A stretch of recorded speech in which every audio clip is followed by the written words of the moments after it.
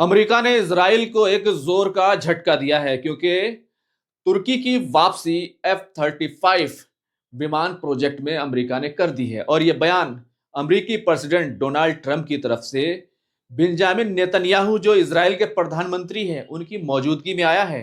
Benjamin Netanyahu America के दौरे पर गए हुए थे। वहां पर ट्रंप के साथ उनकी बातचीत हो रही थी। इसी बीच ट्रंप ने अचानक तुर्की की तारीफ शुरू कर दी, तुर्की को अपना दोस्त बताया और फिर वो कहने लगे कि F-35 विमान, जिससे तुर्की को 2019 में उस वक्त बाहर कर दिया गया था जब तुर्की ने रशिया से S-400 जो एयर डिफेंस सिस्टम है वो खरीद लिया था। ये एयर डिफेंस सिस्टम भारत ने भी खरीदा है। ये बहुत ही महत्वपूर्ण था और सबसे एडवांस माना जाता है। और इसी से नाराज होकर अमेरिका ने तुर्की को F-35 प्रोजेक्ट से बाहर कर दिया था। लेकिन तुर्की को अब अमेरिका F-35 विमान प्रोजेक्ट में शामिल करने पर विचार कर रहा है। अगर ये विमान तुर्की को मिल जाते हैं तो फिर इजराइल की चिंता बढ़ना स्वाभाविक है।